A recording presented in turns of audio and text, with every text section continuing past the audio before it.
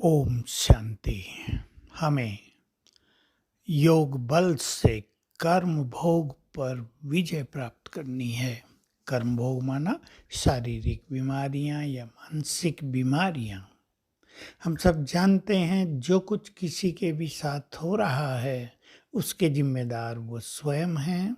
चाहे खान पान, चाहे लाइफ स्टाइल, चाहे देर से सोना, देर से उठना, चाहे मन में बहुत टेंशन, परेशानी, चिंताएं रखना, क्रोध करना, इनसे बीमारियों को बढ़ावा मिलता है। और पूर्व जन्मों का तो है ही, जिसे हम अच्छी तरह जानते हैं। उसके बिना तो यहाँ कुछ भी नहीं हो रहा है। हमें अपने योग बल से विकर्मों को नष्ट करना है और मन को बहुत स्ट्रांग और पॉजिटिव बनाना है। हम ये बात बहुत बार कह चुके हैं कि इस समय सभी के ब्रेन की शक्तियाँ काफ़ी कम हो चुकी हैं। इसका कारण भी आप जान लें, क्योंकि गर्भ में शरीर का निर्माण, ब्रेन का निर्माण, हार्ट का निर्माण आत्मा की डिग्री के अनुसार ही होता है। और हम जानते हैं कलयुग के अंत में आत्मा की डिग्री बिलो 10 आ गई है।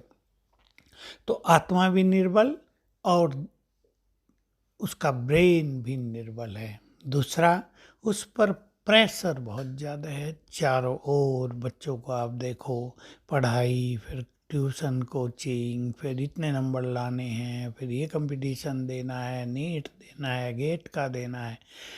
कितना प्रेशर रहता है, माँ बाप का प्रेशर, समाज का प्रेशर।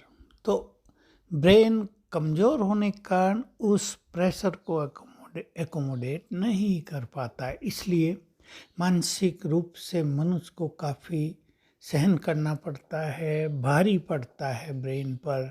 हम सभी अपने को स्ट्रॉन्ग बनाएंगे राजयोग मेडिटेशन के द्वारा, और कुछ ऐसा अभ्यास करेंगे जिससे हमारे ब्रेन को भी पावर मिले और मन को भी बहुत शक्तियाँ मिलती रहें। ये आजकल ज़रूरी है। जैसे शरीर को हम यूज करते हैं तो हम भोजन, पानी, चाय, दूध सब लेते हैं ना। अगर हम लें ही नहीं और शरीर को केवल यूज ही करते रहें तो शरीर एक दिन बहुत कमज़ोर हो जाएगा और हमें जवाब दे देगा। ऐसे ही मन की, ब्रेन की शक्तियों को हम यूज कर रहे हैं, लेकिन शक्तियाँ हमें देनी भी तो पड़ेगी, गेन भी तो करनी पड़ेगी, सप्लाई लाइन भी तो चालू रखनी पड़ेगी। तो हम सर्वशक्तिवान से शक्तियाँ लेकर अपने ब्रेन को, अपने मन को बहुत पावरफुल बनाते चलें। साथ साथ अच्छे स्वमानों के अभ्यास के द्वारा भी हम अपने ब्रेन को सशक्त करते हैं। और इसके अलावा अगर हम व्यर्थ संकल्पों से बचे रहें, अच्छे संकल्पों में रहें, तो भी हमारे ब्रेन की और मन की शक्तियाँ बढ़ती रहती हैं। तो हमें बढ़ाते भी चलना है, केवल खोना ही नहीं है, केवल यूज ही नहीं करना है, और कर्म योगी भी बनना है। कर्म योग के लिए 2 चीज़ें याद रखेंगे कि कर्म योग के बिना कोई भी व्यक्ति कर्मातीत नहीं हो सकता। और कर्म योगी मनुष्य तभी बनेगा जब वो कर्मेंद्रियों के रसों से मुक्त होगा। क्योंकि कर्मेंद्रियों के रस अगर लगे हुए हैं, आसक्तियाँ लगी हुई हैं, व्यर्थ सुनने का रस लगा हुआ है, जीव का रस लगा हुआ है, तो बुद्धि एकाग्र हो ही नहीं सकती। बुद्धि की सारी शक्तियाँ इन चीज़ों में जाती रहती हैं।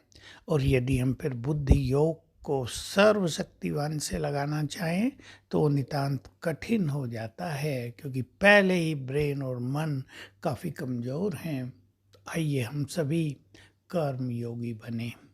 भिन्न भिन्न कर्मों में भिन्न भिन्न स्मृतियों का अभ्यास करें, ताकि हमारी शक्तियाँ नष्ट न हो और शक्ति मिलती भी रहे। साथ साथ एक बात पे सभी अंडरलाइन करके ध्यान दें कि हम सारा दिन किसी न किसी रूप से शिव बाबा से जुड़े रहें, भगवान से जुड़े रहें। चाहे उससे बातें करते रहें, चाहे उसकी शक्तियाँ लेते रहें, चाहे उसे शुक्रिया करते रहें। इस तरह यदि हम उससे लगातार जुड़े रहेंगे तो उसका बल हमें मिलता रहेगा और व्यर्थ के जो इफ़ेक्ट ब्रेन पर हो रहे हैं, जो मानसिक रोगों को जन्म दे रहे हैं, उनसे हम बचे रहेंगे।